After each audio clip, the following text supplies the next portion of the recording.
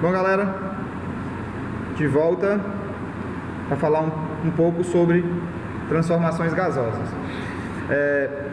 Inicialmente é importante a gente relembrar o seguinte: o estado de um gás ele é caracterizado por 3 variáveis, como foi dito no vídeo anterior: pressão, volume e temperatura. Isso quer dizer que se você quer informar qual o estado de um gás de forma escrita ou comunicar de alguma forma isso para alguém, a forma completa de você fazer isso é você dizer qual é a pressão a que o gás está submetido, qual é o volume que aquele gás ocupa e qual é a temperatura daquele gás, ok? É óbvio, como vocês devem imaginar, pressão, volume e temperatura são grandezas que podem variar facilmente.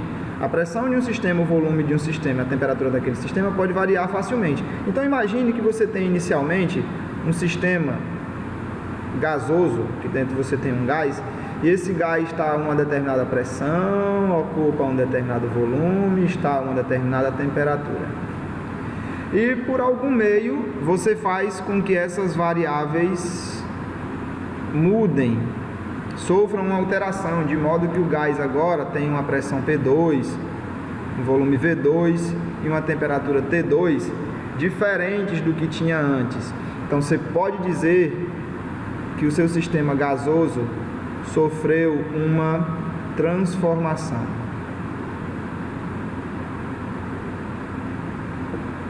Ok? Então você produziu uma variação na pressão, você produziu uma variação no volume e você produziu uma variação na temperatura. Como a gente vai ver muito em breve, quando estudarmos as transformações particulares e a transformação geral, essas variáveis elas são atreladas. Então, produzir intencionalmente uma mudança em alguma delas força que no mínimo a outra sofra uma variação. Então você não precisa se preocupar em variar pressão e volume. Se você variar a pressão, necessariamente o volume ou a temperatura vão variar também. Como a gente vai ver isso em mais detalhes quando a gente tratar as transformações que vêm em seguida. Bom, então esse caso de transformação que vocês estão observando aqui, que o sistema saiu de uma pressão P1, um volume V1, uma temperatura T1, para uma pressão P2, um volume V2, uma temperatura T2, as 3 variáveis sofreram mudança. Isso é o que a gente chama de transformação geral. Isso é uma transformação geral. As 3 variáveis sofreram mudança. Contudo, é possível, na prática, que a gente consiga controlar alguma dessas variáveis. Por exemplo, se você colocar um gás dentro de uma garrafa de vidro e tampar essa garrafa de vidro, necessariamente você vai estar controlando o volume. Então você pode aquecer esse gás, intencionalmente produzir uma mudança na temperatura desse gás. Como consequência disso, vai haver uma mudança na pressão, porque, como eu falei, se você varia uma delas, necessariamente, ao menos uma das outras duas vai variar também como consequência. E nesse caso, você está mantendo o volume fixo, é uma garrafa de vidro e o gás está dentro dessa garrafa, necessariamente a pressão vai sofrer uma variação. Essas transformações em que a gente mantém uma das variáveis fixas e produz uma variação nas demais, são algumas transformações particulares que a gente vai passar a estudar a partir de agora. Inicialmente nós vamos estudar o caso da transformação isotérmica. Como o nome sugere, iso igual, térmica, temperatura. Uma transformação isotérmica, como diz aqui na definição, quando uma determinada massa de gás sofre uma transformação sem que haja variação de temperatura, dizemos que houve uma transformação isotérmica. Então a transformação isotérmica é simplesmente uma transformação que ocorre sem que haja variação de temperatura. Quem primeiro estudou as transformações isotérmicas foi Boyle. Então as transformações isotérmicas, a relação matemática que expressa as transformações isotérmicas é conhecida como lei de Boyle.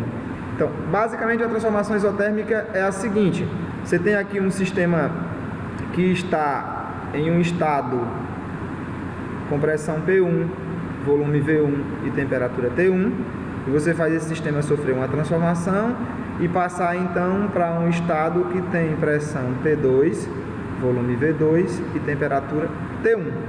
A temperatura não muda. Isso aqui é o que a gente chama de transformação isotérmica.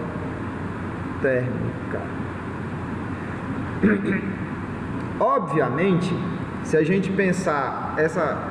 pensar microscopicamente, né, vamos imaginar a seguinte situação. Vamos imaginar que a gente tem um recipiente em formato cilíndrico. Esse recipiente contém aqui um êmbolo que pode se mover, e aqui dentro tem um gás.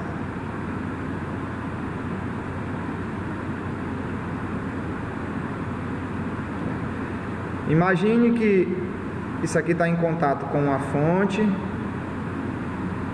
térmica, que faz com que a temperatura seja sempre a mesma. E você faz o seguinte, então, com esse recipiente: você intencionalmente pressiona o êmbolo. Você intencionalmente pressiona o êmbolo e faz com que o volume do sistema diminua dessa forma.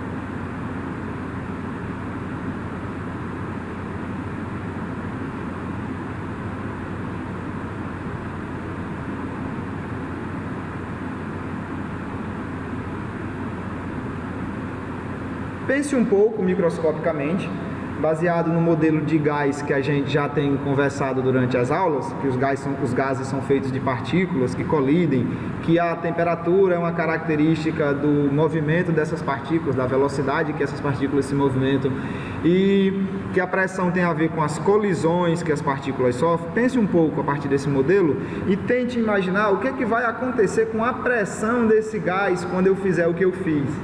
Ao reduzir o volume, o que vai acontecer com a pressão? Se você pensar racionalmente, você vai chegar à conclusão de que, ao diminuir o volume, há um acréscimo na pressão. Foi isso que Boyle percebeu, que ao diminuir o volume de um gás em temperatura constante, a sua pressão aumenta.